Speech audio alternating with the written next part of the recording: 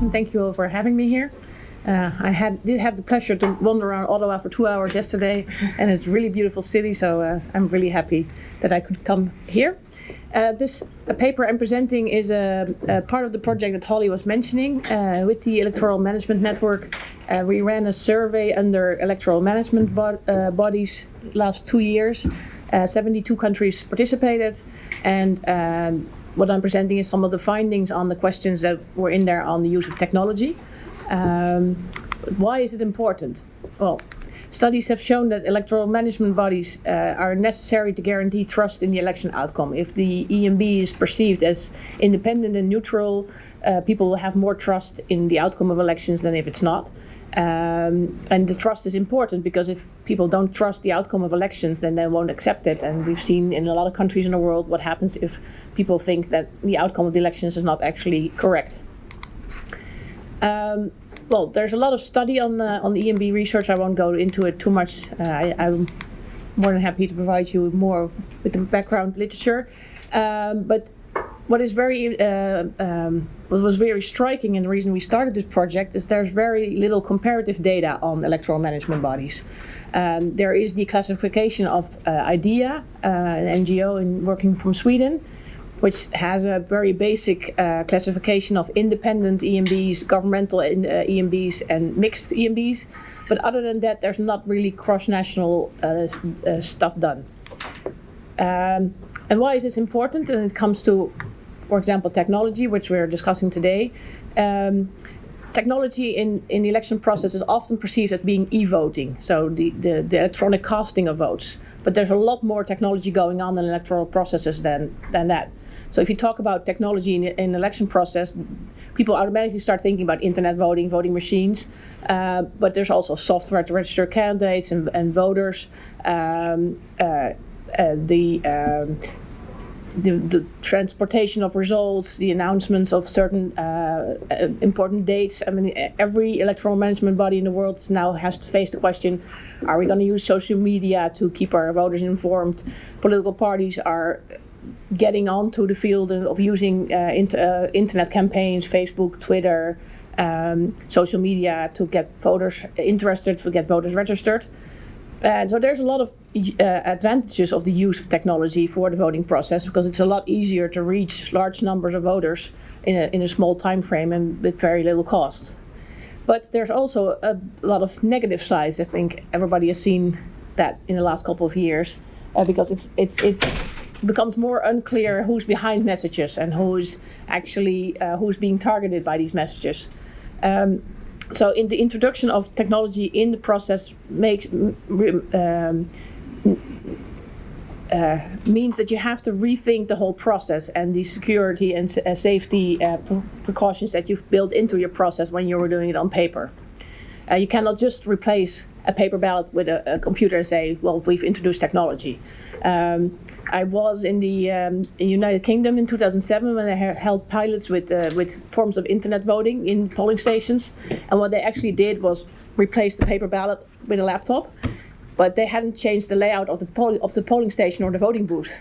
If you have a paper ballot, it's flat on the table. If you have a laptop, it's open. So you would walk into the polling station, you could actually see what a voter was doing on the screen. So in terms of voter secrecy, that was probably not the best way of introducing internet voting. So it's the basic stuff like that you also need to rethink if you're doing this.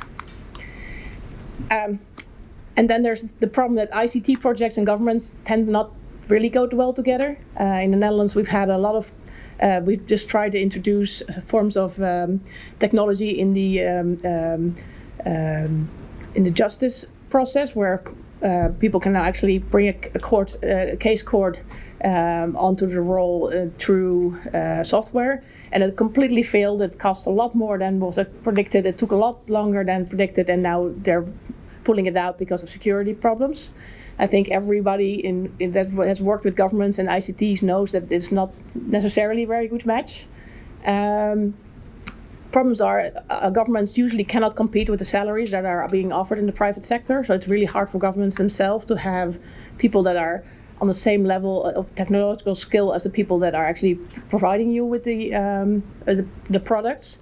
So you have to rely very much on private IT providers. This doesn't necessarily has to be bad, but it can lead to an uneven relationship where you don't really know what's going on anymore. And in the case study about the Netherlands that will be happening after this panel, we'll tell you a little bit more about that.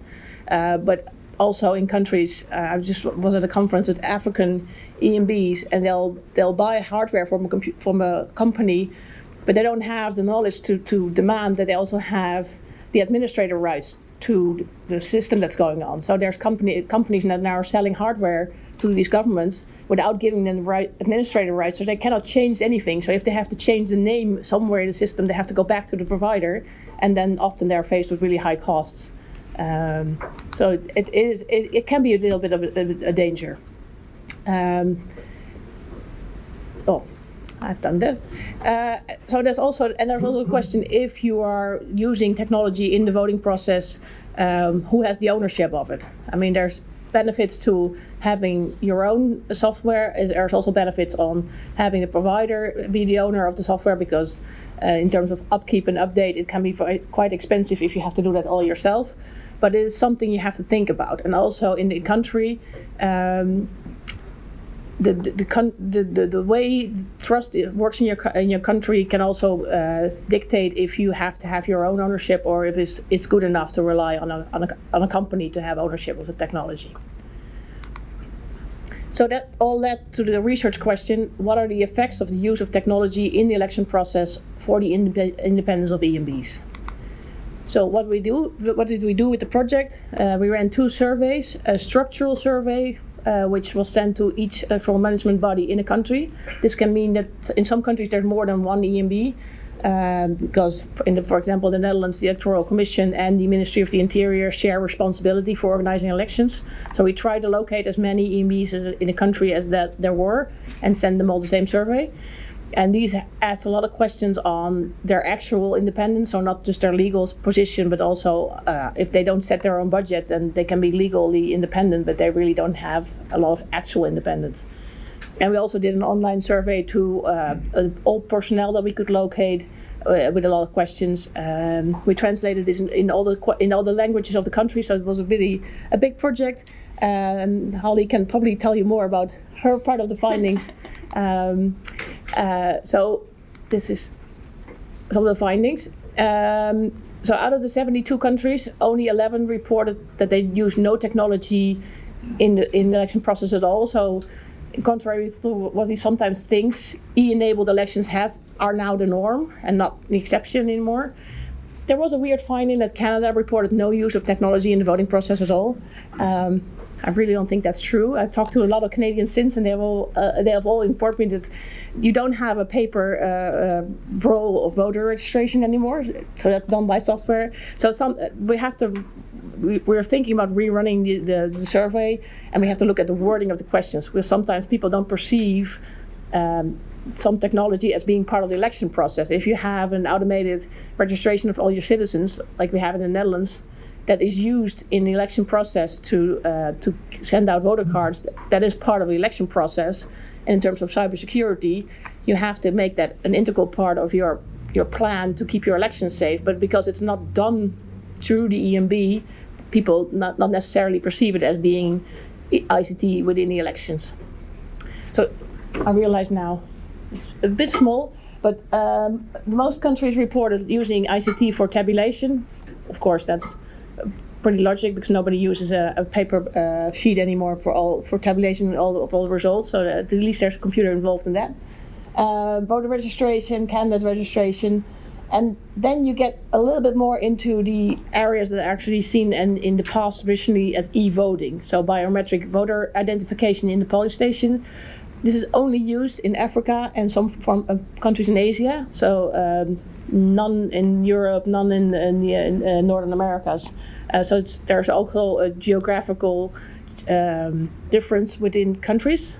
Ballot counting, so that's scanning in the polling station. Incident reporting, which is a kind of a new field where voters or candidates or parties can use an SMS system or another system to report on incidents on the election day. And only a very small percentage actually uses ICT for the casting of the vote, so the use of voting machines and internet voting. Then we asked about the role of the EMB in the decision-making process in using ICT. Were they the organization that does decide on this, or are they do they have an advisory role, or are they not involved at all? Well, as you can see, in independent EMBs, they are they have the largest. They're usually the one that has a decisive role. Or an advisory role. In the independent EMBs are less likely to be in a mixed role, but in some cases they're not involved at all in the ICT process, which is kind of weird because you're actually the one running the elections. You should be also involved in decisions on how you run the elections, but in a number of countries this is not the case. When it comes to ownership of technology, I was very happy with these findings because more than half of the EMB actually owns the technology. In a lot of cases, there's another body of central government that has the technology, so they'll outsource it to the EMB. But there's still 12% of the cases where the private company has the ownership of the technology that's being used in the process. When it comes to does it depend on the structure of the EMB? Yes. In an independent EMB, there's no cases where a private company owns the technology. So they usually own the technology they're using. When you have a mixed model, there's more chance that the private company is actually owning the technology. And when it comes to technical support on election day, so we asked who is providing the on-the-ground support. There's a lot more dependency on private companies or employees of those. So 30% of the cases, it's not actually EMB staff or governmental civil servants that are providing the support, but it is people that are hired in to be the on-the-ground people that run the elections. And again, there's quite a bit of difference between an independent model of EMBs in this regard and the governmental model. So what are my conclusions? I'm still working with the data, so it's still preliminary, but the use of technology is now the rule and no longer the exception. And this is something we really should think about because it just seems that we've only started to think about questions about cybersecurity of elections and how critical ICT systems are in elections in the last 2 or 3 years, whereas you can see everybody's doing it. So we really need to be really serious about how are we going to protect these elections if you're not using traditional paper-based systems anymore, but you're using ICTs. It does raise concerns about the independence of EMBs that have so far been understudied. So the dependency on private companies, the fact that sometimes parliaments say, well, you have to use ICT for the elections without even consulting EMBs on is this possible and can you make it secure? These are questions that we really have to look into as an academic and a practitioner group. There is a significant dependency on the private companies. Like I said, it's not necessarily a bad thing. I don't want to insult anybody here from a company that provides electoral software or other forms of hardware. But it is something that we need to think about. How do we make sure that EMBs do have the at least the technological knowledge that is good enough to be sure that they're getting what they need and not what's being sold to them. And independent EMBs tend to be more independent when it comes to technology than governmental EMBs, which is also something that needs further case study related work to see why that is and how does it affect the view that citizens have of the outcome of elections. Thank you.